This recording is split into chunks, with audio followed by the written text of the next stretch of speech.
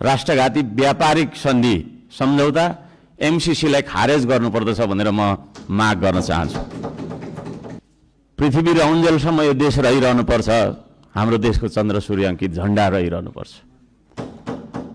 त्यो मान्यता हामी राख्दछौँ, श्रम संस्कृति पार्टीले त्यो मान्यता राख्दछ।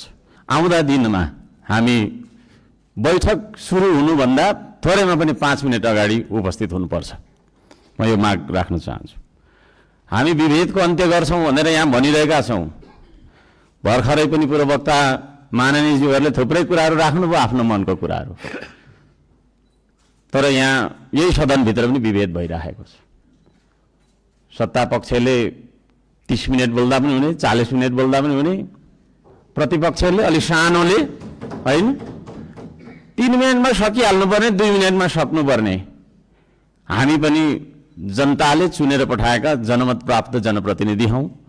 त्यसो भएको कारणले गर्दाखेरि हामीले आफ्ना क्षेत्रका आवश्यकताहरू, आफ्ना तपाईको चाहिँ के रे मागहरू राख्नका लागि प्रशस्त समय दिनुपर्दछ।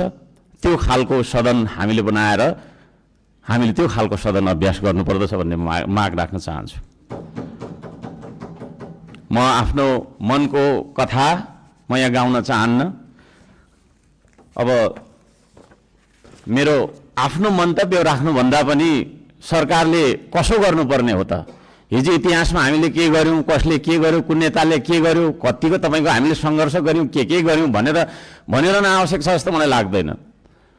हामी के गरिरहेका छौं आज र भोलि के गर्ने हो भन्नेतर्फ सरकारले आफ्नो नीति तथा कार्यक्रम बनाउँदाखेरि यस्ता कुराहरूलाई पनि समावेश गरोस् भनेर चाहिँ म यहाँ जनताको मागहरू, राष्ट्रिय स्वाधीनताको, हाम्रो सम्प्रभुताको, जनताले चाहेका कुराहरू के कस्ता छन् त भन्ने कुरा म बुँदागत रूपमा वाचन गर्न चाहन्छु।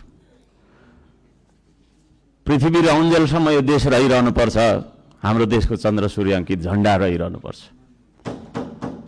त्यो मान्यता हामी राख्दछौँ, श्रम संस्कृति पार्टीले त्यो मान्यता राख्दछ।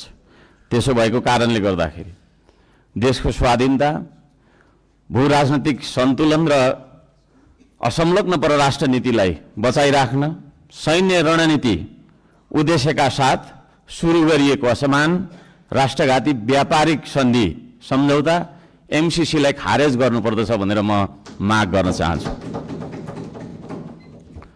2 नम्बरमा सीमावर्ती क्षेत्रमा छिमेकी मुलुकहरूले गरिरहेको गतिविधिलाई सक्रिय रूपमा नेपाल सरकारले निगरानी राख्नुपर्दछ र संयुक्त राष्ट्र संघ लगायतका निकायहरूमा गएर हाम्रो देशका 4 किल्ला कतिवटा हाम्रो भूगोल भन्ने सिमाना यकिन गरेर सिमानाको रक्षार्थ नेपाली सेनालाई खटाउनु पर्दछ भन्ने म माग राख्न चाहन्छु। नेपाली जनताले यो माग राखेको कुरा म जानकारी गराउन चाहन्छु।